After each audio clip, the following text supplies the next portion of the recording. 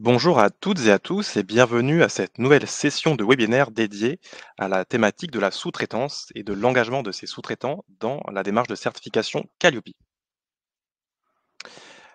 Avant de démarrer cette nouvelle édition, je vais vous présenter 4 gestes succès pour assurer un webinaire réussi. Le premier, de couper son téléphone, ou en tout cas un minima de le mettre en mode silencieux pour éviter d'être perturbé par les sonneries ou notifications. Les 2 gestes suivants concernent l'utilisation de l'outil Livestorm donc pour interagir avec nous. La première fenêtre à utiliser pour interagir avec nous est, la fenêtre du chat. Donc, celle-ci, comme vient de le faire Céline, est prévue pour, envoyer vos remarques ou, nous envoyer des messages qui ne font pas l'objet de questions. Donc bonjour à vous Céline et bonjour à tout le monde. La fenêtre suivante concerne l'utilisation, des questions. Donc comme son nom l'indique, utilisez-la pour nous faire parvenir vos interrogations, qui concernent les différentes slides ou même des questions que vous posez par rapport à la thématique du jour. Merci de donc bien différencier les 2 fenêtres. On va faire des rappels au fur et à mesure dans le webinaire si on constate que, cette information n'est pas suivie, parce que ça nous permet de pouvoir simplifier la modération et à vous aussi de pouvoir mieux interagir avec nous pour avoir une réponse. Donc, je vous informe que donc les questions qui seront posées dans la fenêtre chat, auront moins, le de chances d'être traitées, que si vous les mettez au bon endroit. Donc ceci étant dit, je termine avec le quatrième et dernier geste qui concerne, à la concentration. Donc concentration sur le contenu des slides, mais aussi des commentaires qu'on va pouvoir vous apporter à l'oral. Restez focus, hein, en tant que professionnel du conseil et de la formation, je sais que c'est une qualité que vous avez déjà, donc je vous demande de l'appliquer maintenant également, pour, qu'on reste tous concentrés sur le contenu et éviter les différentes répétitions. Alors je suis présent aujourd'hui avec, François Galinou. François, je te laisse te présenter. Bonjour, bonjour à tous. Écoutez, je suis très heureux de participer à ce webinaire. Ça doit être le quatrième sur la sous-traitance. Voilà, les deux mots qui me caractérisent, c'est qualité et formation. Je suis président d'ICPF depuis 2013 et j'ai consacré ma carrière à la qualité de la formation. Et je rends la parole à Thomas. Merci François. Pour ma part, Thomas Talby, responsable marketing opérationnel chez CPF depuis, bientôt 3 ans. Donc, mon rôle aujourd'hui, consiste à effectuer l'animation du webinaire, donc pouvoir défiler les différentes slides, vous donner la parole aussi puisque c'est l'objectif, que ça concerne vos interrogations ou vos remarques, faire vivre l'échange. L'objectif pour vous est d'avoir une compréhension complète de la thématique de la sous-traitance et de la stratégie à avoir pour être conforme dans votre activité. Voilà, vous voyez aussi le détail, je suis diplômé d'un master en management de la communication 360 et je suis ravi d'être présent aujourd'hui. Heu Donc avant de rentrer dans le contenu de la présentation, je vous présente le plan qui va se diviser en 5 parties. Donc première partie, qui concerne ICPF en tant qu'organisme certificateur. Seconde partie, l'après Calliope, donc que se passe-t-il une fois que mon organisme a obtenu la certification? Troisième partie, donc sur la sous-traitance en formation, donc qui est le sujet du jour. Un point de vue également en quatrième partie sur la réglementation, comment être conforme, en tant que sous-traitant ou en tant que donneur d'ordre, sur la formation. Et enfin, cinquième et dernière partie qui va, constituer l'échange, donc les questions-réponses. À noter que vous pouvez dès maintenant nous envoyer vos questions, si vous avez déjà des interrogations par rapport à la thématique. On va pouvoir les traiter au fur et à mesure. Cette cinquième et dernière partie de questions-réponses est prévue pour le traitement des questions qui n'auraient pas pu être traitées, d'ici cette fin de webinaire. Donc le cadre étant posé, on peut maintenant, démarrer la présentation avec ICPF. Donc François, où en sommes-nous aujourd'hui à ICPF? Alors, ICPF, c'est un organisme de certification qualité qui est dédié à l'activité de formation. Et cela depuis 1995. Aujourd'hui, c'est un réseau de 7000 certifiés. On a environ un peu moins de 6000 certifiés Calliope et un peu moins de 1200 certifiés ICPF Pro. On,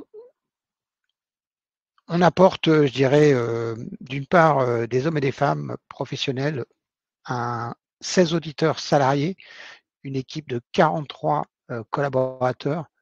Donc on est l'équipe sur le marché la plus importante et on est les seuls à avoir autant d'auditeurs salariés.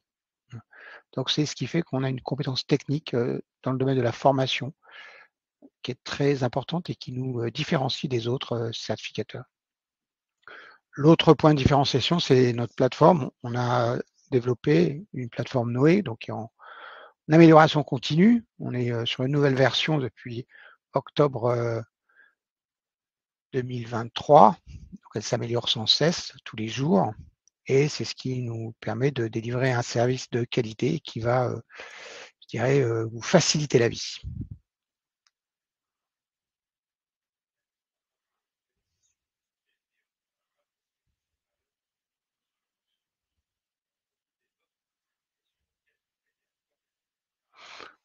Alors aujourd'hui, nos Alors je offres, je je viens de m'apercevoir que j'avais mon micro coupé, je vais reprendre la question. François, en face de ces valeurs, on retrouve des offres de certification, et la question est de savoir quelles sont-elles et à quoi répondent-elles aujourd'hui? alors aujourd'hui, on va proposer 4 offres de certification. Calliope qui est la plus connue, ICFPF Pro qui est une offre de certification à destination des personnes et des certifications ISO 9001 ou 21001 pour les organismes qui souhaitent aller plus loin dans la démarche qualité. On réalise aussi pour le compte de clients particuliers, on conçoit des systèmes ou des référentiels qualité qui permettent d'améliorer le fonctionnement de leurs activités de formation. Travaillons en ce moment sur un système de certification des compétences pour le compte d'un grand groupe de 60 000 personnes qui intervient dans le domaine du soin aux personnes. Alors avant, nous proposons des prestations de pré-audit ou une prestation digitale qui vous permet d'élaborer votre dossier de certification. Et après, nous proposons des audits de surveillance, de renouvellement, d'extension ou de transfert. Alors la thématique du jour est, la certification Calliope, hein, c'est sur cela qu'on va se concentrer, également sur l'aspect réglementaire. Mais pour, poser le contexte, François, où se situe cette certification sur l'escalier de la qualité? Alors, l'activité de formation en France et dans le monde entier, c'est une activité porteuse qui attire de plus en plus de personnes. Donc en France, on a une augmentation constante du nombre de personnes et du nombre d'organismes de formation c'est une tendance lourde depuis près de 40 ans. Alors la manière d'accéder à cette activité évolue dans le temps. La première marche, c'est de s'engager. Vous êtes des milliers tous les ans, des dizaines de milliers à vous engager dans la formation. Et la première marche, c'est d'obtenir un numéro de déclaration d'activité, ce qui vous permet de prétendre à l'accès, que vos clients puissent accéder au financement public et aussi d'être identifié comme un organisme de formation. Alors, sur ce point, le NDA, le numéro de déclaration d'activité, c'était interdit de l'utiliser comme, et c'est toujours interdit d'ailleurs, de l'utiliser comme signe d'identification. C'est un numéro d'enregistrement. Vous ne pouvez pas dire que c'est un numéro d'agrément, mais bon, c'était l'expression communément retenue. Et on a aujourd'hui la certification Calliope depuis 2019 qui, elle, remplit ce rôle, c'est-à-dire de vous faire en sorte que votre organisme soit identifié comme un organisme de formation. Donc, non seulement la certification Calliope permet d'accéder au financement, en l'occurrence, c'est vos clients qui peuvent accéder au financement public, mais la certification Calliope est un signe de reconnaissance. C'est pour ça qu'on a environ 50 000 organismes de formation certifiés Calliope et un grand nombre ne demandent pas les financements ou très peu. Ils s'en servent comme signe de reconnaissance. C'est ça qui fait, ça leur permet de faire la différence. Alors ensuite, on a l'accès au marché du CPF, c'est l'offre de formation certifiante. Donc là, il s'agit d'être certifié Calliope et référencé sur la plateforme de la Caisse des dépôts qui s'appelle EDOF. Et là, vous permettez à vos stagiaires d'acheter vos actions de formation avec leur compte CPF. Donc là aussi, c'est une activité qui s'est développée et on a donc là un référencement EDOF à obtenir. Référencement EDOF qui repose sur la certification Calliope et le fait d'être habilité par le certificateur professionnel. Après, si vous poursuivez dans cette voie, vous avez deux marches pour améliorer la qualité perçue de vos prestations. Si vous êtes formateur, vous pouvez utiliser la certification pro pour faire reconnaître votre valeur basée sur votre expérience. Et si vous êtes un organisme, vous pouvez utiliser la certification ISO 9001, qui est connue dans le monde entier, ou la certification 21000, qui est une adaptation de l'ISO 9001 à la formation, pour vous faire reconnaître à l'international ou dans des secteurs où ces certifications sont requises. Alors pour revenir sur, le sujet de la deuxième marche, François, quelles sont les potentielles évolutions qui ont été abordées récemment par l'IGAS? Alors, l'IGAS, c'est l'inspection générale des affaires sociales, sont des experts de l'État qui suivent la plupart des affaires sociales et en l'occurrence la formation. Donc tous les 2 ans, ils réalisent des rapports sur l'activité de formation et ils font des préconisations. En fait, ils sont en amont de toutes les réformes de la formation professionnelle depuis des années.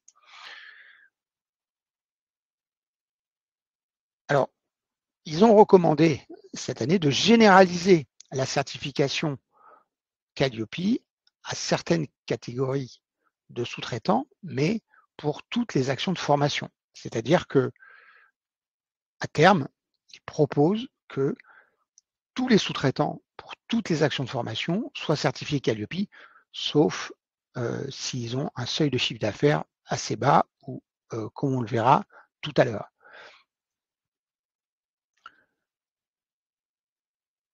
Il propose d'identifier les défis et les opportunités pour les sous-traitants dans le cadre du RNQ et il juge que l'application de Calliope aux sous-traitants est nécessaire pour développer plus largement la qualité. Bon, ça s'est vu que c'était la première fois que je présentais ce slide, je pense. Je ne maîtrise pas complètement. Excusez-moi. J'étais Et surpris. au-delà du statut de sous-traitant qui va se généraliser pardon, pour l'obtention de la certification Calliope, on a également la notion d'un certificat Calliope plus. Qu'est-ce qu'on entend par là et quelles seraient les possibilités? Alors là, c'est une idée intéressante parce que en fait, le secteur, les acteurs de la compétence, les acteurs de la formation ont beaucoup de difficultés à s'emparer du sujet de la qualité, ce qui, quand les acteurs s'emparent du sujet de la qualité, l'industrie, ils deviennent les moteurs de la qualité et l'État les suit, alors que là, en formation, l'État précède. L'État est à l'initiative sur le plan de la qualité. Et c'est aussi paradoxal puisque là, c'est l'État qui propose d'aller plus loin que Calliope et c'est dommage que ce ne soit pas les, les représentants des acteurs de la compétence, donc les syndicats, les fédérations qui proposent d'aller plus loin. Alors évidemment, ça se fait en bonne intelligence avec eux, mais là, l'idée, c'est de faire pour prendre à contre-pied ceux qui disent que Calliope, c'est pas suffisant, c'est de faire un Calliope, un Calliope Plus qui permettrait aux volontaires de renforcer leur démarche qualité et surtout de faire valoir une qualité supérieure à Calliope. Parce qu'aujourd'hui, le problème, c'est que Calliope, vous avez d'une part des gens qui disent que c'est très administratif, ils le critiquent, c'est très administratif, ce qui n'est pas exact, puisque en fait, Calliope, vous n'êtes pas obligé d'avoir énormément de paperasse. La plupart du temps, c'est des consultants qui vont faire du papier, mais c'est pas énormément de paperasse. Et en plus, Calliope exige que vous soyez organisé pour satisfaire les exigences de la réglementation, mais n'exige pas que vous démontriez que vous respectez la réglementation. Donc l'aspect administratif, en quelque sorte, n'est pas traité complètement par Calliope. Après, il y a certaines exigences qui pourraient être plus élevées pour Calliope. Donc, il y a notamment les exigences vis-à-vis de la sous-traitance pour rester dans le sujet qui nous occupe, mais aussi beaucoup de consultants et d'experts du marché de la formation demandent à ce qu'il y ait des indicateurs plus exigeants relatifs à ce qu'on appelle la pédagogie, c'est-à-dire la manière où ça pourrait être l'animation de la formation, ça pourrait être le formateur, ça pourrait être la conception, vous voyez, des actions de formation, leur suivi, ça peut être des exigences sur l'évaluation. Donc, on a, sur les modes pédagogiques utilisés, voilà, donc on a aujourd'hui une voie pour améliorer Calliope et c'est une initiative auquel nous sommes prêts à participer et que nous soutenons. Bon, pas uniquement le fait qu'on délivrerait cette certification, mais voilà l'idée intéressante d'aller plus loin dans les exigences qualité. Alors, plusieurs questions avant de passer à la suite. Je vois que l'une d'entre elles a déjà été traitée par Fabrice, alors je l'aborde à l'oral pour qu'elle soit plus claire pour tout le monde, hein, si vous posez la même question. Donc pour savoir si un lien de replay sera, disponible à la fin de la présentation, la réponse est oui. Il vous sera communiqué dans un questionnaire de satisfaction qu'on envoie par email à la fin de la présentation. Donc il vous suffira de compléter le questionnaire et vous avez, ce lien qui est disponible à la fin, en même temps que le support présentation. Donc pour les personnes qui, voudront les récupérer, c'est à cet endroit que ça se passe. Ensuite, deux questions qui concernent la thématique du jour. Une question de Sophia, qui, indique: «Nous avons quelques formateurs en contrat de prestation de services qui sont intéressés à passer la certification Calliope. Combien de temps, ont-ils pour la passer?» Et ils veulent se servir de leur dernier contrat très détaillé en termes de mission. Je réponds donc la dernière question, bah, il suffit qu'il se connecte sur notre site et qu'il fasse une demande et donc et à ce moment-là, ils recevront une proposition et en commentaire, ils peuvent demander à avoir un contact téléphonique, mais s'ils laissent leur téléphone, on les rappellera pour leur faire comprendre comment s'engager dans les démarches. La certification Calliope, ça s'obtient en 1 mois à peu près, hein, donc en 1 mois, hein, si on fait court. Heu, voilà mais donc là, on répondra à toutes leurs questions et on fera en sorte qu'ils soient, hem, convenablement informés pour obtenir cette certification et je suppose que vous étant certifié Calliope, vous pourrez les aider, si, ils ont des questions par rapport à la plateforme ou par rapport aux exigences du RNQ. Et autre question, une question de Ilyes: «Nos prestataires sont-ils tenus d'obtenir la certification, sachant que nous ne finançons pas nos formations via le CPF en tant que donneur d'ordre et que nous collaborons avec des sous-traitants pour certaines de ces formations?» Alors aujourd'hui, le le l'exigence, donc c'est peut-être un peu confusion ce qu'on a eu au début, mais l'exigence porte uniquement sur, ceux qui sont référencés sur Hedoff. C'est-à-dire que si vous êtes référencé sur Hedoff et que et l'exigence concerne toutes les actions qui ont été, hem, achetées par des comptes CPF, des détenteurs de comptes CPF sur la plateforme Hedoff. Donc ça ne concerne que ces actions-là. Ça ne concerne pas des actions que les actions réalisées en apprentissage ou les actions, de VAE, de bilan de compétences ou de, formation financées par les OPCO. Toutefois, hem, mais ça on le verra, je dirais tout au long de ce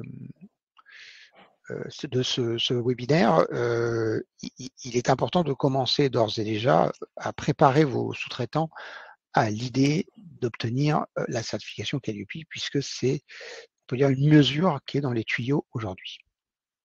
En tout cas, on va se remettre dans les rails. On va commencer la thématique par, le début. Donc, avant de parler de sous-traitant qui est concerné, François, qu'est-ce que la sous-traitance?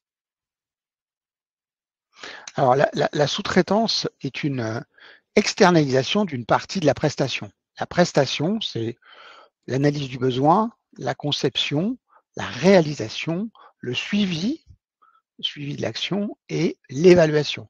Donc à partir du moment où vous sous-traiter une partie d'une prestation, vous, vous effectuez une sous-traitance. Alors, elle est formalisée par un contrat qui peut être tacite entre personnes morales. La rémunération, c'est une facture. En fait, dès qu'il y a facture, il y a sous-traitance. C'est la manière la plus simple d'aborder le concept. C'est le contraire d'un contrat de travail où vous allez, votre sous-traitant va être payé via un bulletin de paye. Et là, vous avez le CDI, le CDD et le CDD d'usage. La prestation est toujours réalisée sous votre responsabilité. Toutefois, cette responsabilité peut être, en tant que donneur d'ordre, ça peut être précisé.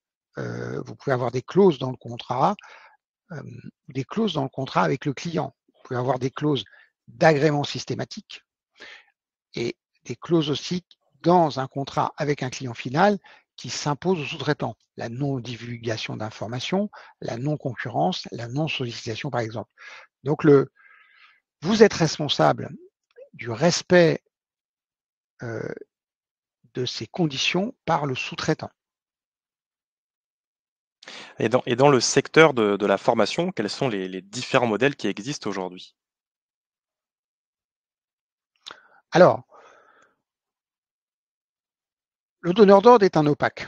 Donc, il a un NDA, il est certifié sur une des catégories. Voilà. Il utilise un contrat de prestation. Ce contrat de prestation n'est pas obligatoire, il est tacite. Ça peut être un simple bon de commande qui précise la chose et le prix. Ce qui va caractériser la sous-traitance, comme je vous l'ai dit sur le slide précédent, c'est qu'il va recevoir une facture. Alors, il peut ne pas y avoir de contrat. Il y a juste un bon de commande. Il peut y avoir pas de bon de commande, mais bon, sauf si l'intervenant intervient gratuitement et ça sera autre chose, l'intervenant à minima émet une facture. Voilà, donc vous avez une facture, il y a sous-traitance. Alors là, il y a 3 situations possibles. Le sous-traitant est un OPAC, c'est-à-dire un prestataire d'action concourant à la montée en compétences. C'est-à-dire, il est OF, il a un statut d'OF avec un NDA. Alors, il est CFA, c'est assez rare, mais il pourrait être CFA. Il est centre de bilan de compétences ou prestataire de bilan de compétences, c'est-à-dire que vous lui sous-traitez un bilan de compétences, ou il est centre de VAE, ça c'est très fréquent, c'est-à-dire vous lui sous-traitez une action de VAE. Dans le bilan de compétences et de la VAE, c'est très fréquent. Alors là, votre sous-traitant, il est soit salarié de cet organisme, il est soit auto-entrepreneur avec le NDA, soit dirigeant d'une société avec le NDA. Et là, c'est ce qu'on peut dire, c'est le sous-traitant idéal, celui qu'on aimerait avoir, c'est-à-dire c'est l'indépendant, l'intervenant qui a une société mais qui intervient tout seul. Et c'est très pratique en formation et c'est quelque part la gouvernance de la formation professionnelle, les financeurs, l'État, France Compétences, quand ils imaginent un sous-traitant, ils imaginent un intervenant indépendant qui a une société et qui émet des factures. Alors après, il y a 2 formes qui sont beaucoup plus rares mais et un peu différentes, mais dont on parle beaucoup et qui sont parfois sujettes à caution, surtout la troisième. Voilà. Il y a le portage salarial, c'est qu'en fait le sous-traitant est une société de portage salarial. Son métier, c'est le portage salarial. Alors, il se trouve que pour rendre service à tes clients, elle a un numéro de déclaration d'activité et elle est certifiée Calliope. Et là, l'intervenant est toujours salarié. Ça n'est jamais, alors sauf cas particulier où il y a certaines grandes entreprises, enfin grosses sociétés de portage salarial qui ont des véritables organismes de formation dans lesquels il peut y avoir des formateurs salariés ou des sous-traitants permanents qui ne sont pas forcément salariés, mais si on parle de portage salarial, il y a sous-traitance et l'intervenant est salarié. Mais il y a sous-traitance. Et enfin, vous avez ce qu'on appelle le portage Calliope, qui est en fait pas vraiment du portage, qui est présenté comme tel. C'est astucieux parce qu'ils ont utilisé, ils utilisent de manière indue la marque Calliope et l'État n'a pas encore trouvé quelque chose à redire. enfin pas sur l'usage de la marque, ce qui est à mon avis serait un angle d'attaque, mais par contre l'État et la députée qui a conduit le projet il y a 1 an et demi, s'est déclaré résolument contre ce dispositif, c'est-à-dire qu'en fait, vous l'intervenant est un sous-traitant, mais c'est une société. Il va émettre une facture à une société qui détient Calliope pour une action donnée. Et donc, c'est là où une société va se retrouver avec plusieurs actions de formation amenées par d'autres clients et va encore quelque sorte les porter, voilà, et leur faire bénéficier de sa certification Calliope. Alors ça pose problème parce qu'il y a sous-traitance. L'intervenant n'est pas salarié, donc si vous connaissez le référentiel, c'est pas un salarié, donc on peut pas. La responsabilité de la société de portage et sa capacité surtout à assurer une prestation de qualité est sujette à caution, parce qu'en fait, bon, déjà dans le portage salarial, de mon point de vue, c'est sujet à caution, parce que le portage salarial, vous voyez, ça prend la commission de, si vous avez une action à 1 000 euros, la commission de la boîte de portage salarial, c'est avec 5% de la facturation. Donc, ça fait 50 euros. Et donc, assurer la qualité pour 50 euros, assurer le respect d'une action de formation à 1 000 euros pour 50 euros, c'est pas possible. Surtout si c'est ponctuel. Donc, en fait, même le portage salarial, de mon point de vue, sauf dans des cas particuliers de sociétés de portage salarial qui ont fait l'effort ou qui ont un organisme de formation de taille importante, et donc qui là, on peut dire que quelque part, ils sont organisés, ils ont mis en place un dispositif qualité, il y en a, c'est loin d'être l'essentiel, mais vous voyez, on ne peut pas assurer pour 5% la qualité. Sur le portage Calliope, là aussi c'est pareil, alors c'est des activités qui sont beaucoup moins développées, mais le portage, là, c'est clairement identifié comme ne marchant pas. Et d'ailleurs, ça ne fonctionne pas parce que là, il y a sous-traitance en cascade parce que vous avez 2 niveaux de sous-traitance. Donc là, ça aujourd'hui, dans le cas du CPF, ça ne doit plus avoir lieu. Alors concernant ces différentes situations, une question, qui vient d'être apportée par Vanessa. Un OF Calliope avec 2 associés qui facturent l'OF, est-ce que cela est considéré comme de la sous-traitance? Alors oui, donc là, on est dans le cas de l'OPAC et les alors le donneur d'ordre, c'est l'OF Calliope, c'est le sous-traitant. Il facture à un autre OF Calliope. Voilà, on va dire l'OF Calliope A, c'est le sous-traitant et il facture à l'OF B qui est Calliope. Et là, on est dans le cadre de la sous-traitance et les 2 associés sont des dirigeants ou des mandataires de la société. Voilà. Alors par rapport à ces différentes situations, François, on retrouve, des problèmes aujourd'hui qui sont posés, que ce soit pour le sous-traitant, la gouvernance ou le donneur d'ordre, quels sont-ils? Oui, Hélène a fait une remarque. Oui, l'intervenant est salarié de l'entreprise de portage et donc là, ça fonctionne puisqu'on a un niveau de sous-traitance avec un salarié. Donc là, ça fonctionne. C'est-à-dire le débat qu'on avait eu en 2019 au ministère du Travail ou dans le groupe des certificateurs pour savoir si, pour comprendre, interpréter ce que dit le guide du RNQ sur ce point. Alors, les problèmes que pose la sous-traitance se posent pour le sous-traitant. Les problèmes, c'est qu'il y a une charge de travail administrative pour ceux qui font de la sous-traitance depuis longtemps, une charge administrative qui est croissante, c'est-à-dire que le donneur d'ordre, surtout quand il est dans un grand groupe ou dans une grosse société de formation, il va reporter sur le sous-traitant un certain nombre de tâches administratives, les feuilles de présence, les évaluations qualité, des déplacements, des horaires qui sont voilà. Donc il y a une charge de travail administrative, la préparation. Voilà. Il va reporter un certain nombre de travail et tendanciellement le statut de sous-traitant est quand même, il faut le reconnaître aujourd'hui, est de plus en plus difficile et sauf exception, le statut de sous-traitant aujourd'hui en France, dans les grandes masses, convient à des débutants ou à des personnes pour lesquelles c'est une activité d'appoint. Voilà, la durée de vie d'un sous-traitant pour un organisme, c'est 4 à 5 ans. Après, il fait autre chose. la rentabilité perçue et la rentabilité réelle est faible. D'autre part, il y a une certaine discontinuité de la demande. Si vous travaillez pour un centre d'apprentissage, ça va être de septembre à juin. Alors maintenant, il y a des centres d'apprentissage qui fonctionnent en continu, mais il y a une discontinuité, c'est-à-dire que l'entreprise va sous-traiter quand elle a du travail et elle va arrêter si elle n'a pas de mission qui corresponde à vos attentes ou si elle n'a pas de business, vous n'en avez pas non plus. Ensuite, si on va un peu plus loin dans l'analyse qu'on peut faire de la situation, le sous-traitant, il se dit, je vais travailler pour plusieurs entreprises et ça va être super, j'aurai plusieurs clients, je serai moins dépendant et ça va être formidable.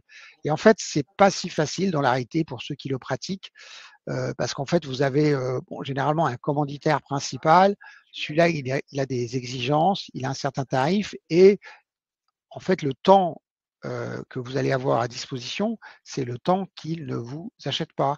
Et en fait, il s'avère, bon, là encore, hein, c'est un vécu, hein, je fais ce métier depuis 1990, mais voilà, c'est pas, en fait, on se dit oui, idéalement, ça paraît évident d'avoir plusieurs commanditaires, et en fait, c'est pas si facile. Il y en a toujours un qui compte plus que les autres, et les autres, en fait, on va intervenir ponctuellement, et c'est pas si facile aussi de rentrer et d'avoir des prestations régulières avec un commanditaire donné. Enfin, le sous-traitant est souvent pris entre deux chaises parce que il doit réaliser une action qui, la plupart du temps, a été vendue. Et en fait, il n'a pas de prise sur l'analyse de besoin et sur la conception. Il la constate et si l'analyse de besoin ou la conception n'ont pas été correctement réalisées, il doit en fait avoir un comportement de pianiste de jazz, c'est-à-dire qu'il doit improviser en fonction de standards, en fonction des thèmes, tout au long de la formation pour s'adapter. Et donc, à moins, sauf s'il fait toujours la même prestation, c'est bien cadré, s'il a du sur-mesure à chaque fois, il est obligé de réaliser des improvisations à chaque fois, et donc ça peut être stressant à terme. Alors enfin, pour la gouvernance et les financeurs, ce que je vous avais dit, c'est dans leur perception, elle évolue dans le temps, mais la sous-traitance était tabou jusqu'à quelques années et ça existait, mais on avait tendance à imaginer que les formateurs sont des salariés. Et donc, le donneur d'ordre faisant écran, en fait, le donneur d'ordre, lui, a plutôt tendance à présenter des intervenants comme des salariés, ils font partie de son organisation et donc ils ne sont pas présentés en tant que tels. Voilà. Ce qui fait que pour la gouvernance et les financeurs, ils avaient de la difficulté à imaginer de la sous-traitance. Ils le découvrent depuis quelques années. Alors, ils découvrent notamment qu'il y a de la sous-traitance à double, voire à triple niveau. Et alors ça, c'est inimaginable pour eux, notamment pour les DRIETS et les DREX qui doivent suivre les circuits financiers. C'est pour ça qu'on demande un numéro de déclaration d'activité, c'est pour pouvoir identifier là où va l'argent public. Alors pour le donneur d'ordre,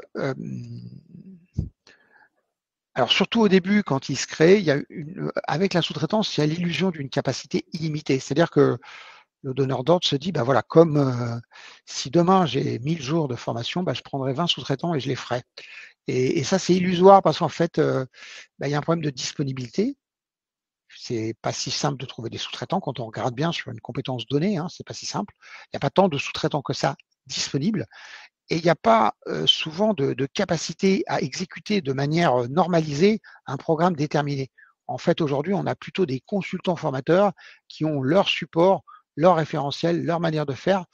Et en fait, c'est pas évident de dire voilà, mon cahier des charges, voilà ce qu'il faut faire et il faut que vous adaptiez. Voilà. Enfin, là aussi, il y a le fait de faire respecter les exigences réglementaires et Calliope. Et là aussi, c'est difficile. Combien de commanditaires ont exigé et obtenu de leurs sous-traitants qu'ils aient tous un numéro de déclaration d'activité?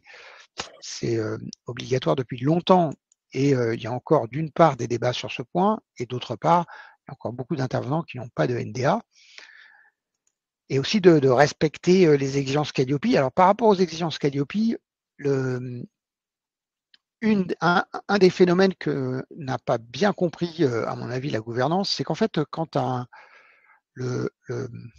la valeur pour le sous-traitant, c'est de faire son métier et de ne pas s'occuper des aspects commerciaux, financiers, financement, administratifs. C'est-à-dire qu'il déroule une action et il se concentre sur ce qu'il aime faire, c'est-à-dire l'action de formation proprement dite, le face-à-face pédagogique.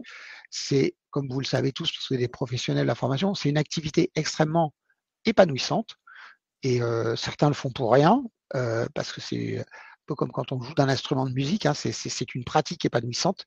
Et en revanche, ils sont souvent réfractaires, comme beaucoup, à la démarche qualité et il y a souvent un deal tacite entre le commanditaire et le sous-traitant de dire bah, je m'occupe des exigences réglementaires, je m'occupe de Calliope, donc tu n'as pas eu à le passer. Et c'est là où cette exigence réglementaire change la donne parce que ça oblige un changement de posture entre le donneur d'ordre et le sous-traitant qui doit, comment dire, obtenir la certification qualité Calliope du sous-traitant. Alors, on le voit, François, hein, ces différents problèmes amènent des changements du point de vue de la réglementation, mais que ce soit du point de vue du donneur d'ordre ou du sous-traitant, aujourd'hui, la sous-traitance présente quand même des bénéfices. Oui, le donneur d'ordre va pouvoir se concentrer sur le marketing, sur le commercial, sur les financements, sur les clients. En fait, si vous prestez, bah, vous ne pouvez gagner que 500 ou 800 euros par jour.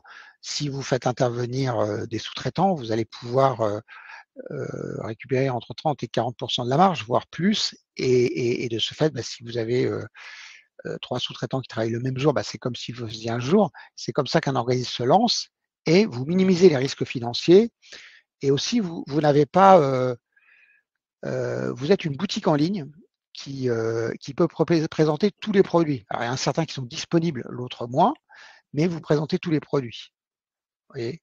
Alors que si vous êtes vous avez un formateur salarié, ben là, votre mission, c'est pas forcément d'être à l'écoute des besoins et recueillir tous les besoins de formation, c'est de remplir le planning de votre formateur ou de vos formateurs. Donc, c'est une logique complètement différente et soit vous avez des ressources que vous devez faire acheter. Là, vous présentez des ressources qui vous coûtent rien et qui sont a priori illimitées. Alors, j'ai dit tout à l'heure qu'il y avait un bémol, hein, parce que en fait, ils ne sont pas si disponibles que ça. Voilà. Mais imaginez par exemple, vous avez une demande de formateur anglais américain et en fait, vous avez un formateur anglais, accent anglais, voilà, ou anglais, anglais. Et ben, il y a une grosse différence. Et malheureusement, vous allez être tenté comme votre formateur anglais, il est salarié, vous allez être tenté de lui faire réaliser la formation. Alors peut-être qu'il est tout à fait capable de passer à l'anglais américain, mais ce ne sera pas un américain que vous pourriez trouver par ailleurs. Voilà. Alors, on a aussi des bénéfices, hein, du côté du sous-traitant. Quels sont-ils? Oui, le premier, c'est, je l'ai évoqué tout à l'heure, hein, j'ai anticipé, mais le premier, c'est qu'on s'épanouit dans l'activité. C'est-à-dire que, bon, pour l'avoir fait pendant, j'ai été intervenant moi-même pendant 10 ans, hein, jusqu'en 2013. Et en fait, bah, partir en formation, on a l'impression on est au top de son épanouissement professionnel. Le fait d'être au contact avec les stagiaires, de conduire une action toute la journée, la pause, le déjeuner, c'est des moments. Enfin, d'ailleurs, si vous le faites et que ça vous plaît pas, il faut faire autre chose. Hein, je vous le conseille parce que pour ce qu'on est payé, c'est pas toujours. Mais c'est pas le critère essentiel. Le critère, c'est d'être en contact avec les stagiaires, d'apprécier ce contact, de rester en communication avec eux. On se suit après sur les réseaux sociaux pendant des années, on déjeune ensemble, voilà, c'est quelque chose d'extrêmement épanouissant. C'est des relations, ça permet de lancer son business, ça permet surtout de pratiquer son expertise. C'est-à-dire quand vous faites, il y a des formations sur le management de la qualité, j'ai dû le faire 80, 100 fois cette action de 3 jours. Voilà. Et bah, on est content de le refaire, on s'améliore à chaque fois, etc. Et chaque fois qu'on fait cette formation, on acquiert plus de maîtrise de la compétence et c'est très épanouissant. Et puis après, on va intervenir ponctuellement et on va pouvoir faire autre chose à côté. On va passer maintenant à la 4e partie, François, sur, l'aspect réglementation. C'est ce qui, aujourd'hui amène le marché, en tout cas le fonctionnement de la sous-traitance à évoluer, avec l'arrivée de ce fameux décret qui est paru en fin d'année 2023, le 28 décembre pour être précis. Quels sont les objectifs de ce décret? Alors, la stratégie sur cette réforme, notamment vis-à-vis du CPF, était la suivante. Le contexte, c'était que le CPF, ça existait depuis longtemps, mais ça décollait pas. Ça décollait pas et donc on ne dépensait pas le budget et voilà. Et donc on s'est dit, enfin, c'est pas moi, hein, mais le ministère du Travail s'est dit, le gouvernement d'ailleurs, on va avoir une stratégie porte ouverte et vous inquiétez pas, on va gérer. Alors, il y a eu de la fraude parce que les portes étaient trop grandes ouvertes et donc il y a eu de la fraude et des abus. Donc la fraude, c'est que des structures se sont montées qui faisaient du décaissement CPF, c'est-à-dire des fausses actions de formation, quand même une fausse action de formation avec reversement de la subvention. Donc ça, c'est quand même une fraude qui existait depuis. Enfin, moi, quand j'ai commencé en 90, ça existait déjà. Donc là, on aurait dû, et bon, c'est à partir de 2007-2008 que ça a complètement disparu. Donc là, on est retombé dans un travers qu'on avait déjà connu et qu'on avait résolu. D'ailleurs, on l'a résolu d'ailleurs en multipliant les contrôles, hein, voilà. Ensuite, on a voulu renforcer la responsabilité de l'organisme de formation présent sur EDOF, parce que là aussi, on sait les abus, c'est qu'en fait, certains organismes de formation qui n'étaient pas vraiment des fraudeurs, ils ont abusé du système. Et ils se sont rendus compte, les fraudeurs comme les abuseurs, que en fait, c'est assez simple de créer une coquille vide, de la faire certifier Calliope, et tous les 18 mois, on la ferme. Et comme ça, il n'y a jamais d'audit de surveillance. Donc, ils sont engouffrés dans le fait que bah, vous certifiez Calliope une entité, et je ne vous donne pas des idées, hein, alors ne le faites pas, hein, mais vous certifiez Calliope et 18 mois après, vous avez l'audit de surveillance. En fait, vous dites, bah, je vais me certifier Calliope, je fais du business pendant 18 mois, le 17e mois, je ferme et j'en rouvre un autre. Et du coup, bah, vous n'avez jamais l'audit Calliope. Et comme la société est fermée, vous n'avez pas de contrôle non plus. Donc ça, il y a eu ça. Et en fait, mais derrière, pour réaliser les prestations, il fallait quand même du monde. Et donc l'organisme de formation, en fait, le sous-traitant s'abritait derrière une coquille vide. Donc là, on a voulu les rendre plus responsables et dire, bon voilà, on va identifier le sous-traitant. Donc sur EDOF, on identifie le sous-traitant. Voilà. Et enfin, bon, il y avait cette notion de portage Calliope qui était une forme d'abus aussi, c'est-à-dire que ponctuellement, pour faire des actions, je vais utiliser une boîte de portage. Et là aussi, il y aura une forme d'opacité sur l'entité qui touche vraiment l'argent et sur la réalisation de la prestation. Voilà. Et en fait, on a voulu renforcer les critères pour adapter les exigences à la particularité du marché EDOF. La particularité du marché EDOF, c'est que votre client, ce n'est pas une entreprise, votre client, c'est un particulier qui, dans les grandes lignes, n'est pas en capacité d'apprécier la qualité de votre prestation. Il n'est pas en capacité d'apprécier par lui-même si votre prestation est réellement de qualité, c'est-à-dire votre pédagogie, votre maîtrise du sujet, il n'est pas en capacité de l'apprécier comme une entreprise peut l'être. Et donc, on a voulu le protéger, et notamment en ayant ces exigences, de manière à sécuriser, à fluidifier le marché.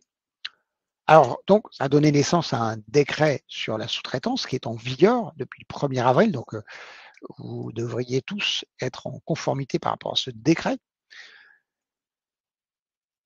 La sanction, c'est le déréférencement de la plateforme EDOF, déréférencement complet, c'est-à-dire que l'organisme de formation qui est déréférencé est déréférencé également en tant que sous-traitant. Alors, concernant le décret, quelles sont les différentes mesures qui doivent être appliquées à partir du 1er avril, donc qui, aujourd'hui sont déjà en vigueur? Alors, le contrat, avant le 1er avril, le contrat de sous-traitance était possible, mais pas obligatoire. Le numéro de déclaration d'activité était obligatoire. Il y a débat, mais je ne reviendrai pas dessus, parce que c'est un débat de juriste, mais bon, c'est obligatoire. Et le donneur d'ordre a la responsabilité contractuelle. Le donneur d'ordre est responsable du respect de la conformité au RNQ. depuis le 1er avril, pour les organismes référencés sur EDOF, le contrat est obligatoire, il doit être téléchargé sur la plateforme et il doit préciser 6 modalités. Le chiffre d'affaires du donneur d'ordre déclaré sur mon compte formation ne peut pas être 100% de la sous-traitance. Il doit y avoir 20% en propre. Ça, c'est un gros, ça a l'air de, c'est 20%, mais beaucoup ne faisaient 100% de sous-traitance. Donc ça, c'est plus possible. Ensuite, on ne peut pas faire de sous-traitance en cascade, c'est-à-dire ça existe le portage Calliope. Il ne peut y avoir qu'un nouveau de sous-traitance. Et enfin, le sous-traitant doit être certifié Calliope. Voilà les 4 principales obligations. La sanction, si vous ne remplacez pas ces 4 conditions, si la Caisse des dépôts constate que vous ne les remplissez pas, elle vous déréférence. Alors pour, on va dire, approfondir visuellement le fonctionnement de ce décret, voici, sous les yeux comment fonctionne, la réglementation pour savoir si on est concerné ou pas. François, comment donc savoir si on est concerné par le fonctionnement de la sous-traitance via le CPF?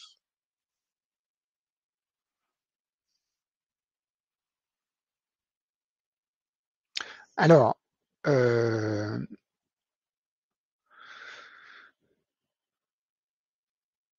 on a le contrat de sous-traitance et donc votre sous-traitant ne peut pas sous-traiter l'action que vous lui avez confiée. Votre sous-traitant doit respecter les CGU de mon compte formation. Votre sous-traitant doit être détenteur d'un numéro de déclaration d'activité. Alors, je suppose que s'il ne l'a pas, il ne peut pas se référencer sur EDOF. Et si votre sous-traitant n'est pas habilité à former par le certificateur professionnel, donc ça, c'est une condition plus délicate à avoir, il ne peut pas réaliser la prestation. En clair, il doit être habilité par le certificateur professionnel, c'est-à-dire le titre auquel votre formation amène, et détenteur de la certification Calliope. S'il est au régime microsocial, c'est-à-dire micro ou auto-entrepreneur, et s'il réside un chiffre d'affaires inférieur à 77 000 euros, il n'a pas besoin d'être certifié Calliope. Alors pour vous permettre de pouvoir remplir vous-même un test de positionnement ou l'envoyer à votre sous-traitant si vous êtes, donneur d'ordre, je vous invite à cliquer sur le lien qui s'affiche ou alors, envoyer le contenu du lien qui vous permet de répondre à plusieurs questions et de savoir si vous êtes concerné par, le décret sous-traitance en fonction, de votre statut. Donc savoir, si, il est concerné en tant que donneur d'ordre ou en tant que sous-traitant et également sur le fait d'appartenir à un régime hors microsocial et la question du chiffre d'affaires qui ne se pose pas, systématiquement en fonction du régime. Donc je vous invite à cliquer dessus et compléter ça. En parallèle, je vous ai partagé un 1er sondage, via le support donc de Livestorm. Vous avez la possibilité, d'y répondre et qui nous permettra du coup de savoir, heu, qui est présent aujourd'hui à cet événement, savoir si vous pratiquez aujourd'hui l'activité en tant que donneur d'ordre, en tant que sous-traitant ou si vous la menez, sur les 2 volets à la fois. Alors pour l'instant, on a encore, je pense une vingtaine de personnes qui ont répondu au sondage sur la totalité des personnes présentes. La tendance est plutôt du côté des donneurs d'ordre avec 80 des participants qui, sont sur ce statut. On sait aussi qu'il y a des certains donneurs d'ordre qui cumulent les 2. Pour l'instant qui est en minorité seulement à 6 des participants.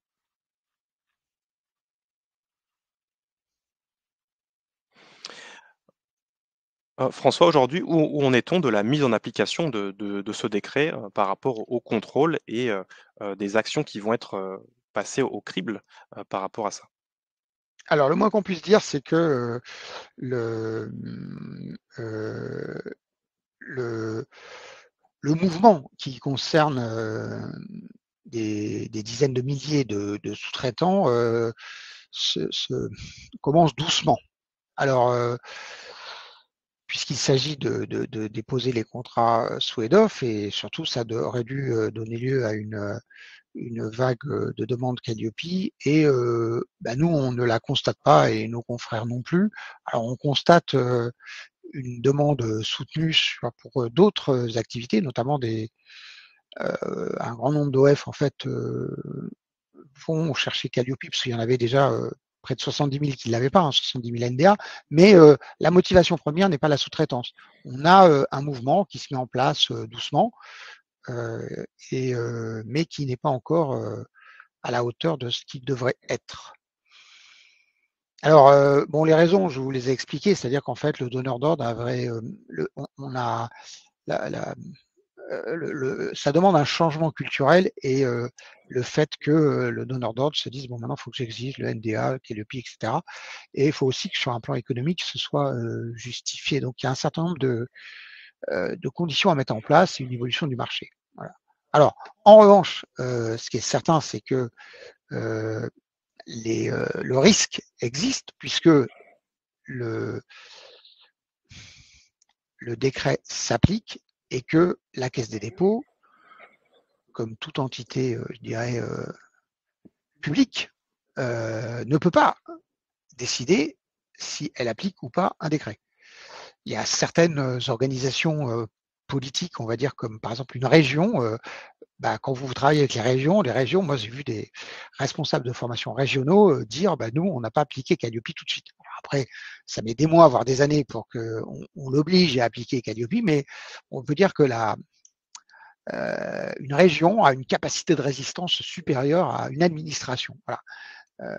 Et alors là, pour une administration, elle a zéro capacité de négociation, et donc elle peut faire preuve de mansuétude, un peu comme quand un gendarme, au lieu de vous enlever 3 points, il vous enlève 1 point en changeant la nature de l'infraction. Il dit bon, vous n'avez pas coupé une ligne droite, une ligne blanche, vous l'avez chevauchée.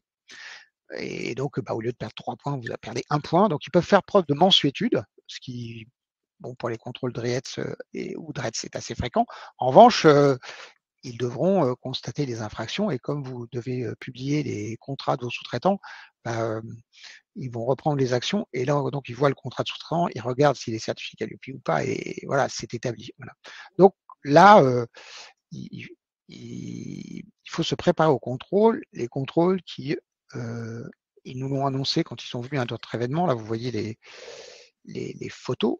Donc là, vous avez la représentante de la Caisse des dépôts et la représentante du ministère du Travail. Et donc, ils ont annoncé qu'ils s'organisaient pour commencer des contrôles à partir de fin 2024. Ouais, mais en tout cas, ce qui va être fait, c'est de bien prendre en compte les actions de formation qui se sont déroulées à partir du 1er avril. Donc même si un contrôle a lieu, en fin d'année, les actions concernées vont remonter à partir de cette période.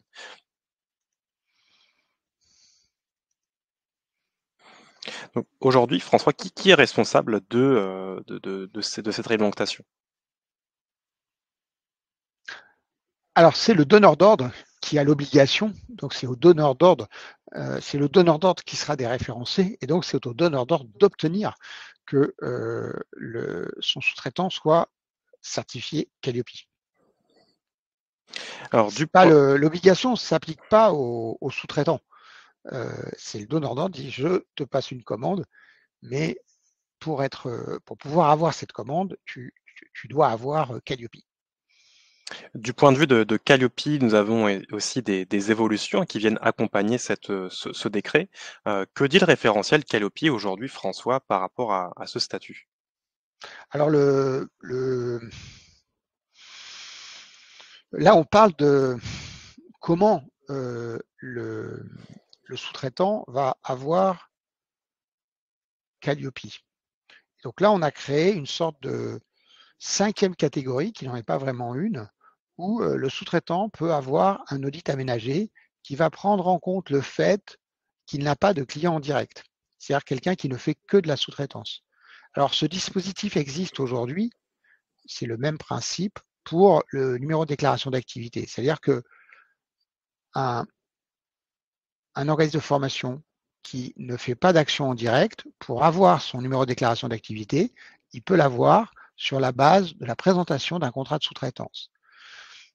C'est la même idée, et donc là, on a dispenser, si le demandeur déclare dès le début sa qualité de sous-traitant, il peut avoir un audit où on ne va pas, qui va lui coûter le même prix, mais où on ne va pas lui demander d'être la conformité vis-à-vis des critères qui concernent le fait qu'il ait des clients directs, notamment l'indicateur 1. Donc l'audit est un peu plus facile. Alors, je ne sais pas si après il y a un slide qui précise. Oui, on a le détail ensuite par Voilà, indicateur et donc critère. vous voyez, c'est les indicateurs 1, 2 et 3. Donc ça, c'est l'information du public. Donc là, bah, le sous-traitant qui ne fait que de la sous-traitance, il n'a pas de public. Donc là-dessus, il n'a pas besoin de répondre. Il ne traite pas ces indicateurs. Et en fonction du type de mission, on va auditer ces indicateurs. Voilà. Alors, il faut qu'on ait identifié le statut de sous-traitant. Alors après, quelles sont les conséquences? En fait, c'est une 5e catégorie au niveau de l'audit, mais après, vous êtes certifié Calliope sur une des 4 catégories en pleine et entière. Et personne ne peut vous dire, ah bah, enfin, à ma connaissance, hein, à moins qu'il change, mais si vous faites des actions en direct, rien ne vous en empêche en fait.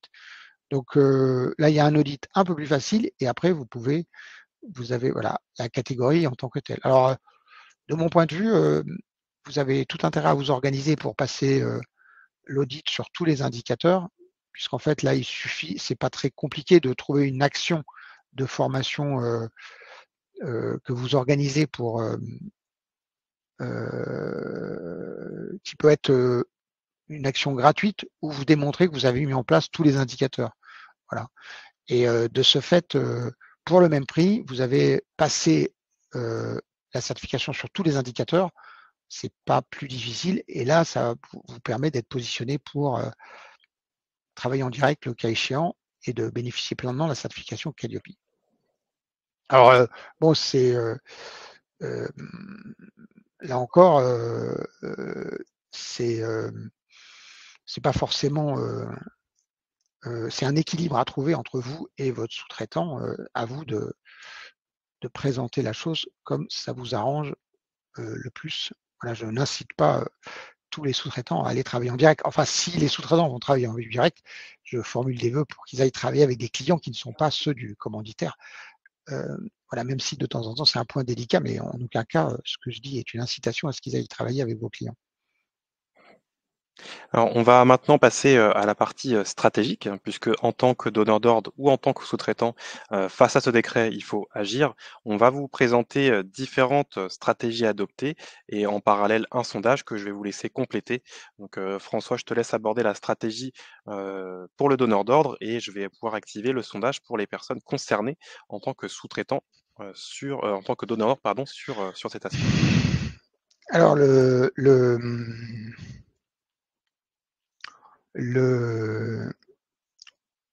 3 stratégies possibles pour le donneur d'ordre, c'est ne pas avoir des sous-traitants, mais des salariés. Alors, salariés, donc CDI, CDD, CDD d'usage. Donc, l'avantage, pas de risque sur le référencement, disponibilité du sous-traitant et lien de subordination. Vous pouvez lui dire ce qu'il faut faire. Il n'y a pas de risque de requalification du contrat.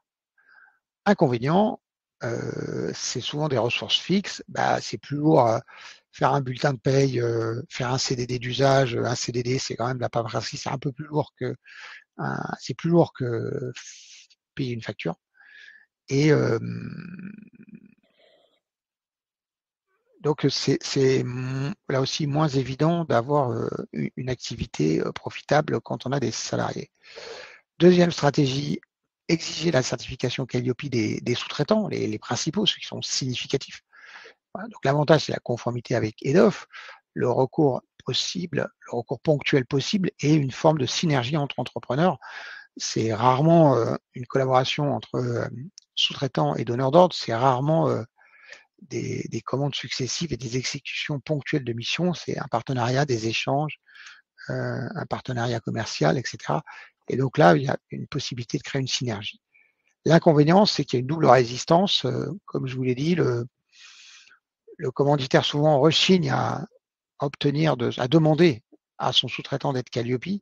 quelque part, il s'était un peu implicitement engagé à décharger le, le sous-traitant de cette obligation, de cette tâche administrative, et le sous-traitant, qui est souvent une personne qui est pas, enfin qui veut se simplifier la vie, se dit oh là là, passer un audit tous les 18 mois, voilà, donc il va pas forcément s'engager là-dessus. Et puis après, bon, il y a un risque que j'ai légèrement évoqué tout à l'heure, c'est il y a aussi cette crainte qui est rarement justifiée, mais sur lequel un entrepreneur doit être toujours, ou une entreprise doit toujours être vigilante, c'est le risque de court-circuit pour le donneur d'ordre, c'est-à-dire le sous-traitant prend position vis-à-vis de votre client et après vous cause des difficultés, soit en travaillant en direct avec le client, soit en remettant en cause votre valeur. Alors après, il y a une stratégie que, en formation professionnelle, c'est classique que vous êtes la majorité à le faire. Hein, c'est-à-dire que beaucoup, on l'a vu pour les différentes réformes, c'est-à-dire que il y a une attente, on attend, on fait rien, on attend qu'on voit ce qui se passe. Et donc là, bah, ce qui va se passer, c'est qu'à partir de décembre, vous allez avoir des contrôles et, et donc là, bah, il faudra se mettre en conformité. Il faudra le faire de toute façon. Alors, en tout cas, on le voit au niveau des résultats du sondage, c'est une tendance qui se poursuit puisque, comme tu l'as dit François, on doit être à notre quatrième voire cinquième webinaire sur la thématique de la sous-traitance et à chaque fois, nous posons la question, aux participants, nous sommes aujourd'hui à 32 des donneurs d'ordre qui déclarent vouloir imposer la certification Calliope à leurs sous-traitants, soit avec une contrepartie ou sans contrepartie, pour, être conforme justement à la réglementation. Donc c'est le choix qui reste en tête depuis le début de l'annonce de ce décret. En face de ça, on retrouve, donc le sous-traitant. François, quelles sont, cette fois-ci les 4 stratégies possibles à adopter? Alors la première des stratégies, c'est d'obtenir Calliope. En fait, alors, tous les sous-traitants ne vont pas forcément vouloir parce qu'il y a des situations, comme j'évoquais, particulières. C'est-à-dire des, voilà. Alors d'abord, ce qu'il faut voir, c'est qu'il y a l'intervenant ponctuel, une journée par an, quelques heures dans une formation et donc là, l'obligation du NDA ne le concerne pas, c'est un intervenant, ponctuel quoi, voilà, donc très ponctuel. Alors, si par contre c'est une entité qui souhaite s'investir durablement dans la formation, obtenir Calliope, ça a du sens. D'abord parce que vous apportez de la valeur aux commanditaires. Le fait que vous maîtrisiez Calliope, c'est une sécurité pour le commanditaire qui va porter ses fruits et rapporter des bénéfices sur la durée. Il va pouvoir travailler avec des certificateurs professionnels. L'inconvénient, c'est le coût financier de Calliope. C'est 60 € hors taxe par mois quand on lisse le coût. Et c'est une charge, je dirais, administrative, organisationnelle. Il faut un audit, un audit tous les 18 mois. Voilà. Et donc, c'est bon, pour ceux qui passent Calliope, vous savez tous que c'est quand même une épreuve et que ben, il faut être bien dans l'axe. Voilà. Par contre, ça permet de se situer et d'être positionné. Et ça vous permet de vous implanter durablement dans l'activité de formation, d'être perçu comme un organisme de formation. Donc, vous contribuez au développement de votre organisme. Accepter de travailler en CDD, l'avantage, c'est la conformité, c'est une certaine CDD d'usage, hein, c'est une certaine souplesse.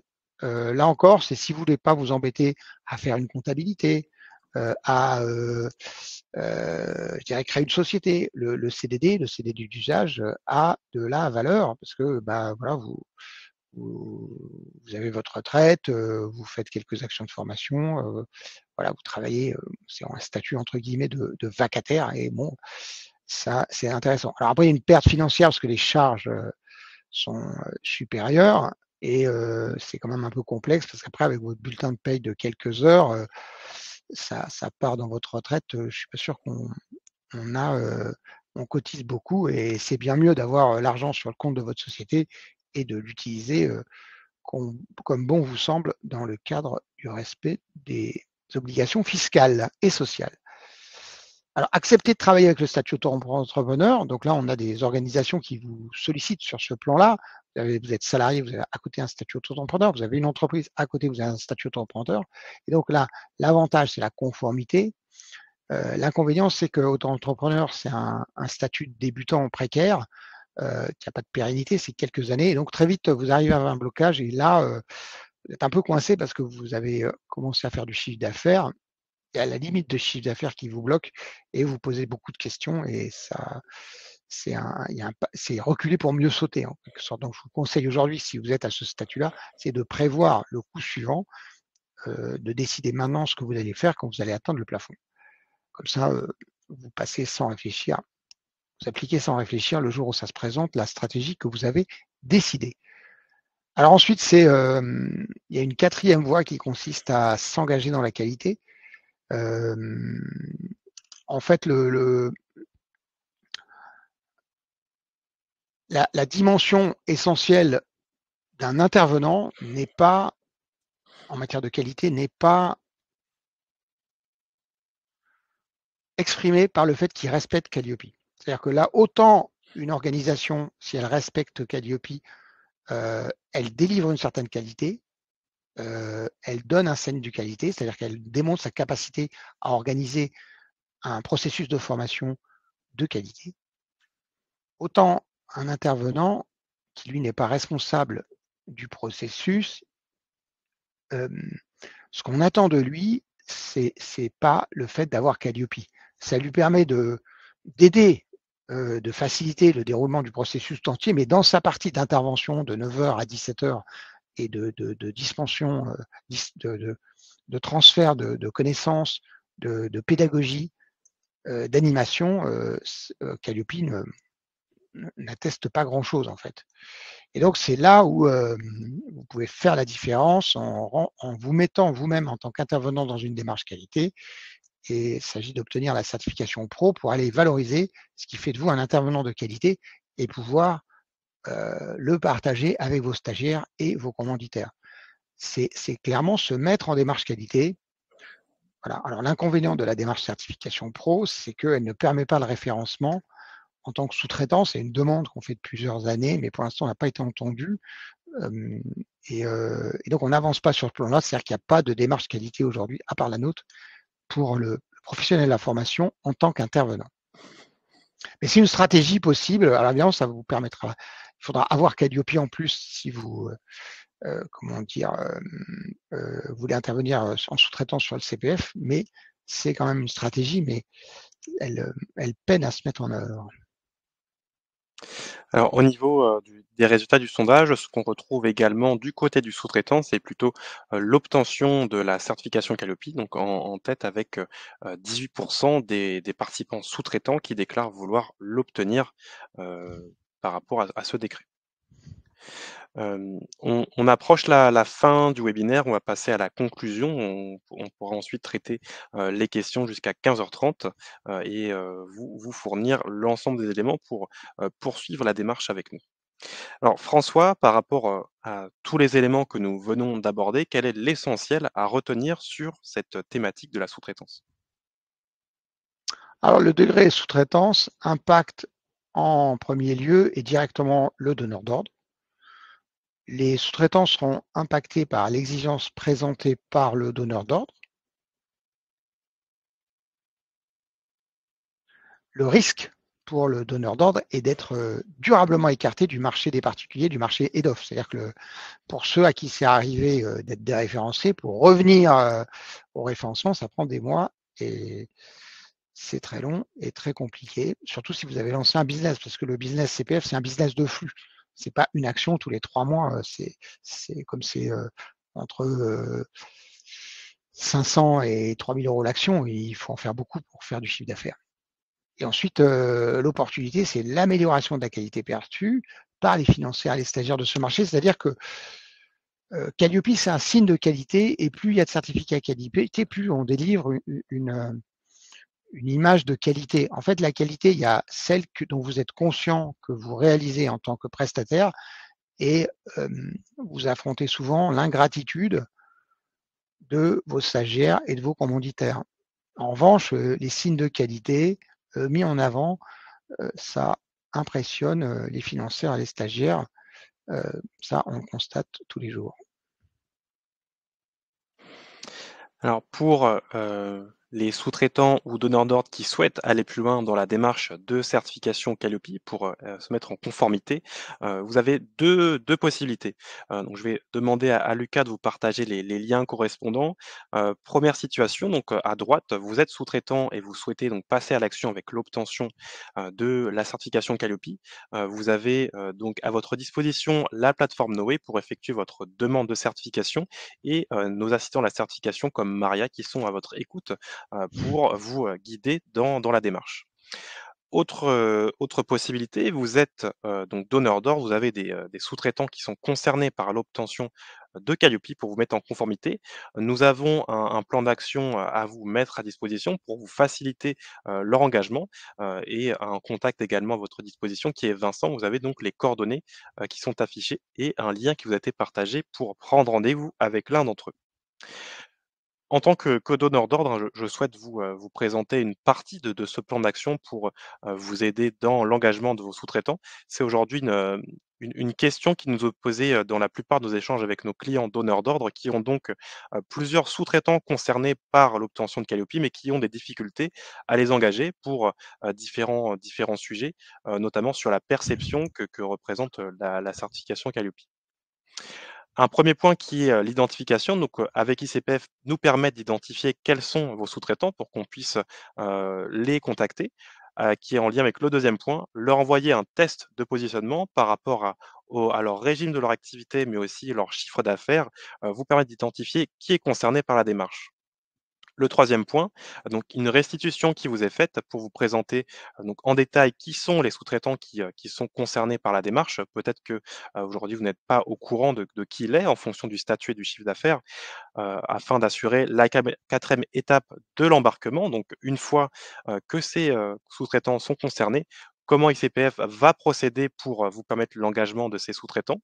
On l'a vu déjà, avec, le sous-traitant sur, la plateforme de certification Noé. Vous avez la possibilité aujourd'hui d'inviter, ces sous-traitants à s'inscrire sur la plateforme Noé et nous permettre derrière de leur assurer, une démarche plus simple via notre plateforme. 5e point, un suivi, par rapport à ces, personnes à engager. ICPF va être en mesure de vous fournir des informations sur leur avancement dans le parcours de certification, que ce qu'il soit peut-être, au niveau de la signature de leur contrat, de la préparation de l'audit, du déroulement de l'audit ou alors sur le traitement, des éventuelles non-conformités, jusqu'à l'étape 6 de la certification où ICPF va pouvoir remettre le certificat, ce qui va vous permettre de démontrer que vous êtes en conformité sur, les mesures de ce décret. Donc je vous rappelle donc, la solution, qui vous est donnée pour passer à l'action. C'est une prise de rendez-vous avec Vincent. Vous avez ses coordonnées qui sont affichées, ci-dessous, donc 01 82 83 56 46. Il est disponible dès maintenant pour vous assister dans la suite de la démarche. Alors, nous avons, présenté l'ensemble des informations. On va pouvoir maintenant passer aux questions-réponses. Il nous reste approximativement 15 minutes.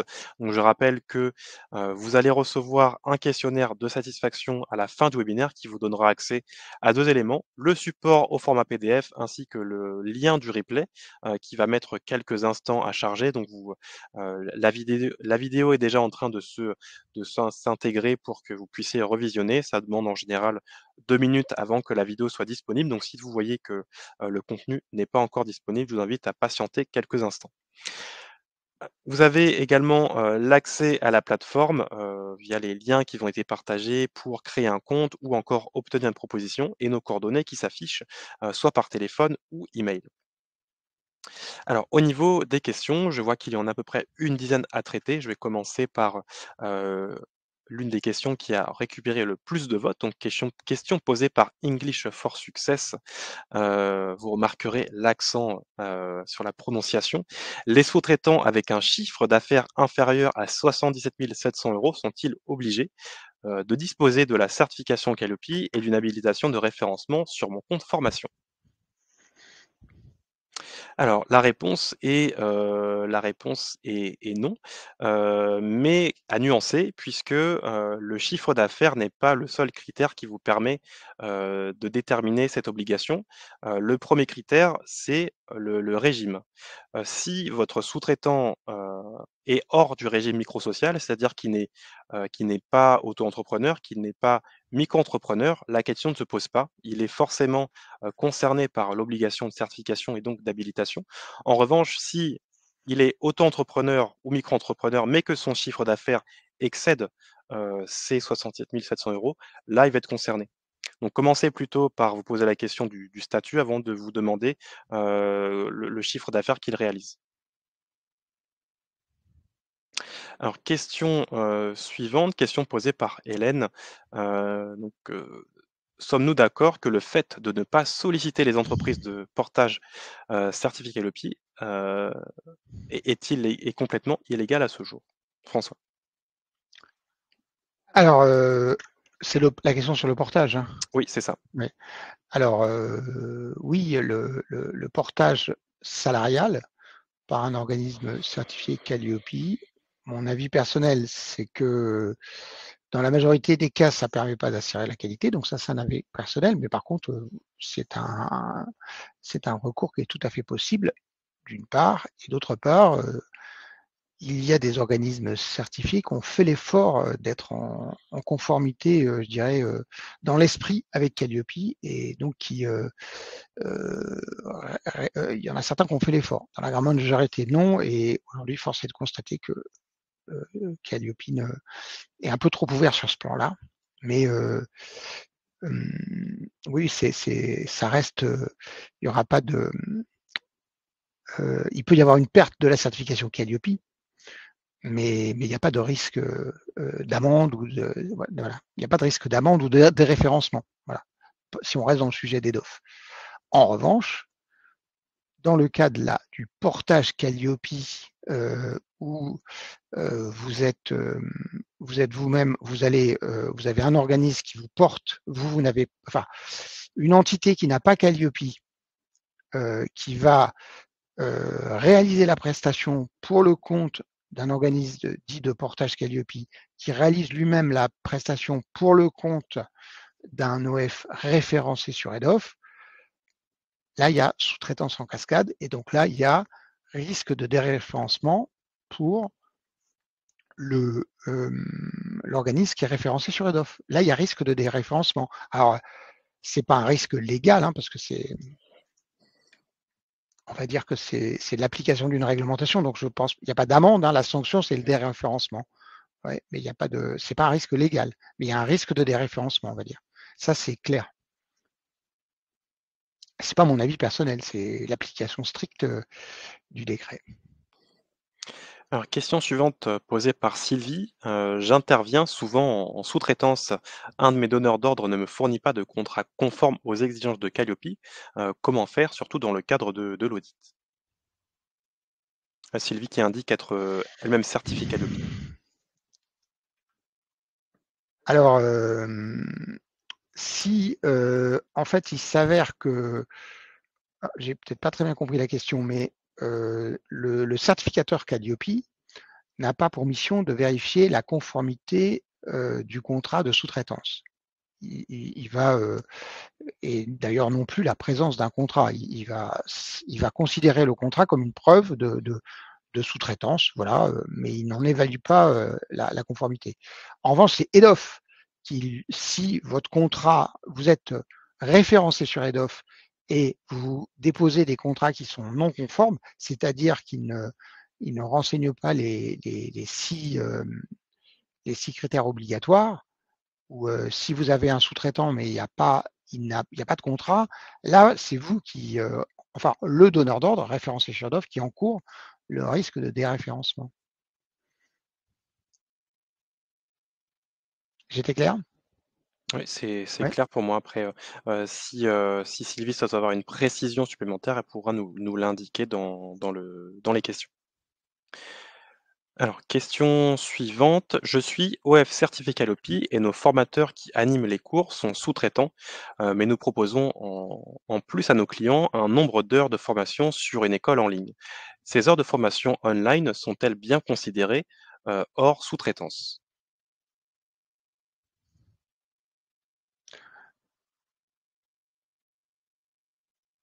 Alors, euh,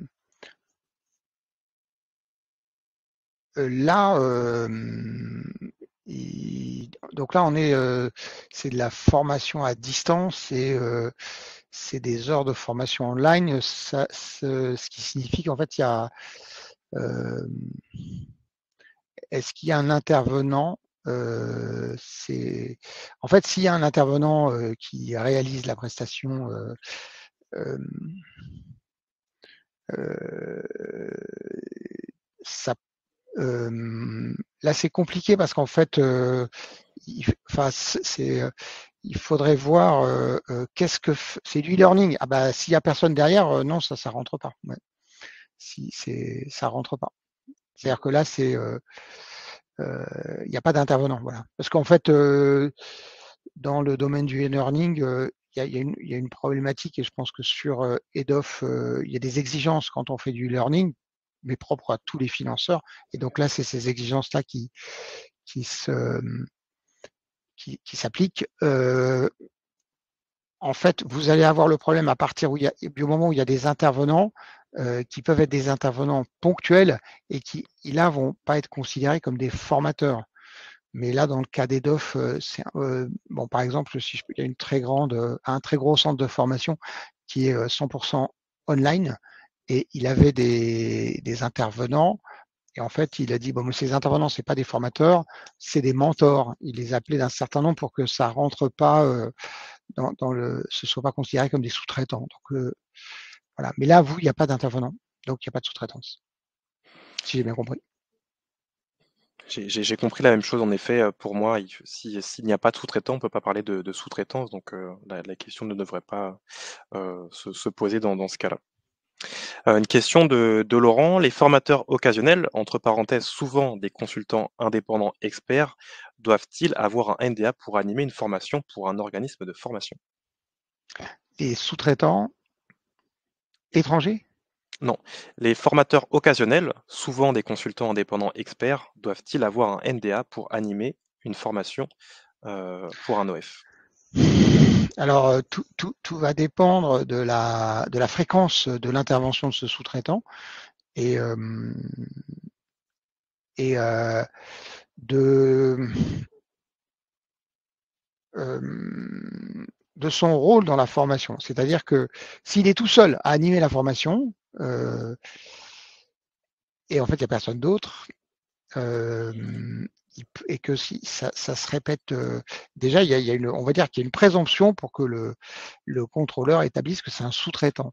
Après, on a des cas particuliers, c'est-à-dire un médecin qui va intervenir dans le cadre d'une formation qui est animée par un autre. Voilà, bon, donc là, il y a voilà, je dirais que l'indicateur c'est l'animateur, c'est-à-dire que si l'intervenant il est tout seul et il reste toute la journée, bah, il va être considéré comme animateur et donc sous-traitant. Et puis après, si c'est une fois, une journée, bon, ok. Mais si ça se répète, la répétition, euh, et- là aussi, il va être, voilà. Alors après, là, il y a la manière de présenter les choses et de dire ouais, ça passe pas, parce qu'en fait, c'est un vaste débat parce qu'on a toujours des intervenants ponctuels et voilà. Mais là, je rappelle que EDOF, c'est un marché de flux. Donc, si vous êtes sur EDOF et que vous êtes des actions uniques, ponctuelles, 3 fois dans l'année, vous n'allez pas rester longtemps sur EDOF. EDOF, c'est un marché où il faut quand même faire. Enfin, on monte en puissance doucement, mais il faut avoir du volume. Ça doit participer à un volume. Donc là, si vous faites du volume, vous avez une organisation et vos intervenants ne sont pas des intervenants ponctuels. Voilà. Maintenant, si vous faites une action on va dire, sans certificateur, sans habilitation, d'assistance à la création d'entreprise, vous faites intervenir un intervenant, je ne pense pas que la Caisse des dépôts va venir vous chercher sur cette action ponctuelle qui a lieu une fois. Voilà. En fait, là, c'est là aussi, hein, en fait, ça n'a pas grand-chose à voir avec la sous-traitance. C'est à partir de quel moment mon sous-traitant est un sous-traitant régulier qui va intervenir de façon régulière. Et donc, si votre intervenant il fait beaucoup de formations, il y a forcément un NDA. Donc là, il n'y a plus de problème. Maintenant, si c'est quelqu'un, voilà, vous allez chercher un professeur de médecine pour intervenir 1 heure dans une de vos formations, bien sûr qu'il n'a pas besoin de NDA, bien sûr que c'est pas un sous-traitant. Maintenant, entre les deux, il y a un moment où ça se joue à quelques jours, où ça devient un sous-traitant et ça l'est pas. Et sachant que la caisse de dépôt, ils sont organisés pour traiter du volume, des milliers, des centaines de milliers de jours et des dizaines de milliers d'intervenants. Donc ils vont pas, ils vont, ce seraient des comptables, c'est des écarts de, voilà, des écarts de, comment on appelle ça, des écarts de 2 centimes, on les passe en perte et profit. Un écart de 10 000 euros, on regarde. Quoi. Une erreur de lettrage de 10 000 euros, on regarde. Une erreur de lettrage de 2 centimes, on la passe en perte et profit. Donc, voilà. Donc s'il y a une journée sur 300 jours, ils ne regarderont pas. S'il y a une journée sur 2 jours, ils ne regarderont pas. S'il y a 50 jours sur 200, ils vont regarder. Alors on a eu, la question quand même sur, le cas de sous-traitants à l'étranger, François. Question Ah, c'est la posée par question qui tue. English. Hein. Ouais, la question qui Alors, tue, comme d'habitude. Donc euh, je la reformule quand même pour ceux qui ne l'auraient pas ouais, vu. ouais, Pour les sous-traitants étrangers qui ne disposent pas d'un statut de micro-entrepreneur, mais qui ont un faible chiffre d'affaires, la certification Qualiopi est-elle nécessaire? euh, donc là, on a faible chiffre d'affaires et sous-traitant étranger. C'est ça, mais surtout le Ouais. statut qui est hors micro-entrepreneur, donc la condition voudrait qu'il soit concerné par la certification. Bon, c'est un peu les mêmes éléments de réponse. Le problème qu'on a, c'est que c'est bien pratique dans certaines organisations. Ils ont des formateurs, l'anglais par exemple, ils font de la formation en ligne avec des formateurs qui sont à Maurice ou à Madagascar et dans d'autres pays. Et bon, ça peut poser un problème à l'État qui devait, le ministère du Travail devait publier il y a plusieurs mois une version, une nouvelle version du questions et réponses qui devait apporter des réponses à ce point-là, et ils l'ont pas fait. Ce que nous on sait, c'est que bon, donc le cas du formateur étranger, donc c'est renseigné sur le site du ministère du Travail. Et donc, en fait, il y a enfin, en règle générale, le formateur étranger peut se faire représenter. Alors, il y a plusieurs cas de formateurs étrangers. Il y a le cas où, en fait, vous êtes filiale française d'une entité de formation, euh, on va dire, belge. Et en fait, là, c'est vous, en tant qu'entité française, vous représentez l'entité belge. Donc, c'est vous qui devez être certifié Calliope. Bon. Ensuite, il y a le cas de je suis en France et je sous-traite l'intervention à un étranger.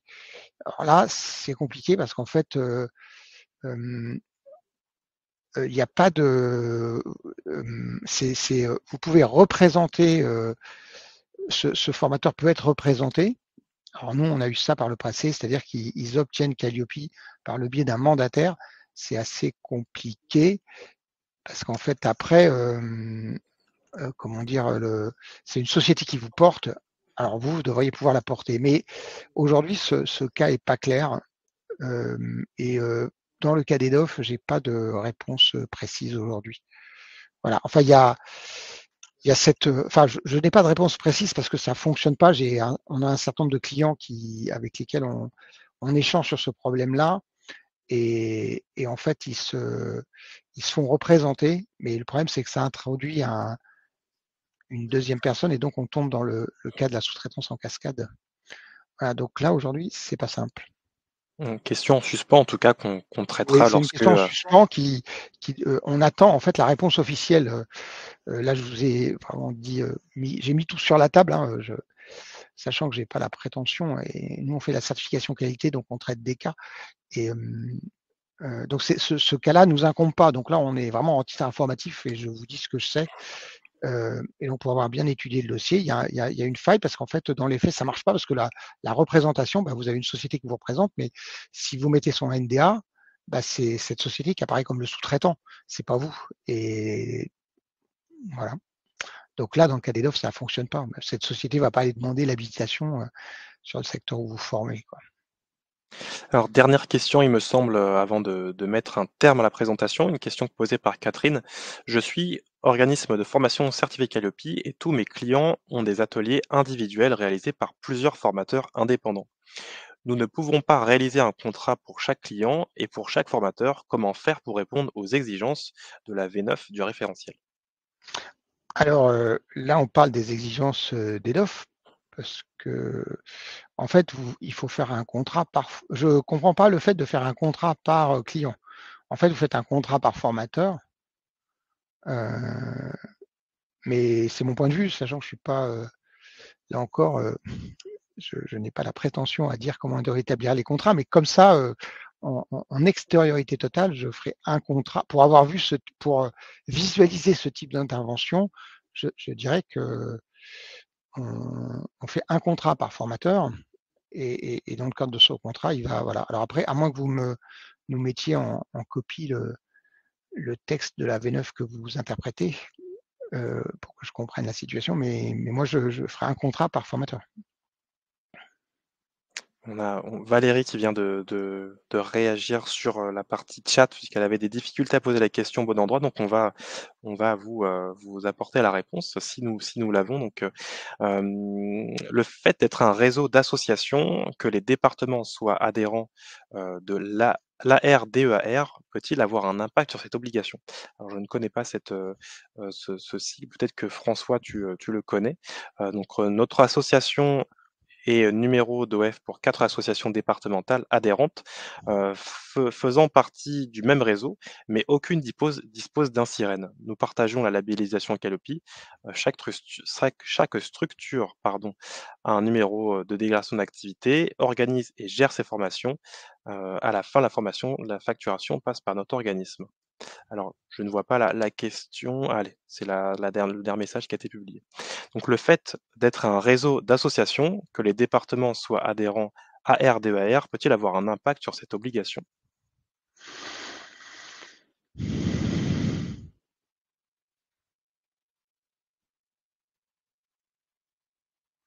Alors, donc en fait, il y a un organisme qui est certifié Calliope et les, euh, les autres doivent facturer leur intervention, je pense. Donc les autres sont des sous-traitants. Donc, donc ils ont déjà.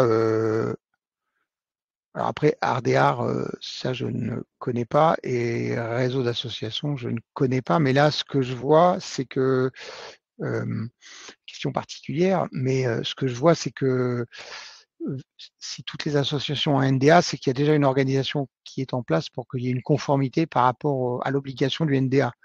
Donc maintenant, il faut organiser une conformité par rapport à. Donc là, dans le cas de si la tête de réseau réalise des prestations Calliope, les autres devront être Calliope aussi. C'est-à-dire que c'est le même principe que les NDA. Si tout le monde a un NDA, tout le monde a un certificat Calliope. Si vous voulez continuer à prester sur EDOF, Association régionale de développement et de l'emploi.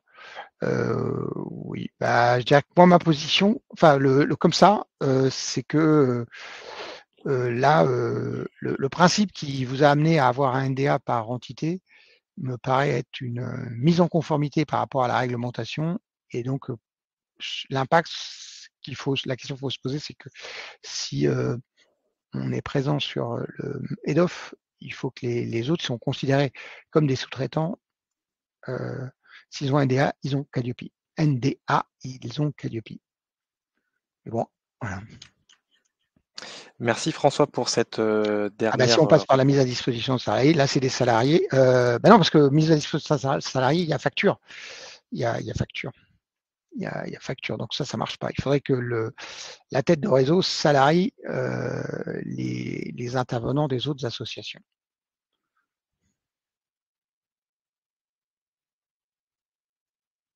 Je vous en prie, Valérie. Ben, merci François pour cette, dernière réponse. On va clôturer ce webinaire qu'on a dépassé de quelques minutes. Merci à l'ensemble d'entre vous d'avoir participé pour avoir fait vivre l'échange pour toutes ces questions, donc sur la thématique de la sous-traitance, que vous soyez, donneur d'ordre concerné par l'engagement de vos sous-traitants ou vous-même sous-traitant et que vous souhaitez vous engager dans la certification. Merci à vous, à bientôt et je remercie également Lucas pour une partie de la modération. François, pour ton intervention de qualité et je te laisse conclure sur ces belles notes. Merci à vous tous pour la concentration dont vous avez fait preuve et les échanges qui, de mon point de vue, sont effectivement de qualité avec des problématiques très concrètes qui nous permettent de garder le contact avec vous, qui êtes, je dirais, au contact des stagiaires hein, et des entreprises. Voilà, donc on va continuer à avancer pour saisir cette opportunité qu'est le marché du CPF. On va saisir cette opportunité par le haut de manière à démontrer que nous sommes capables de développer et de rendre visible la qualité de vos actions ensemble. Voilà, bonne journée à tous. Bonne journée.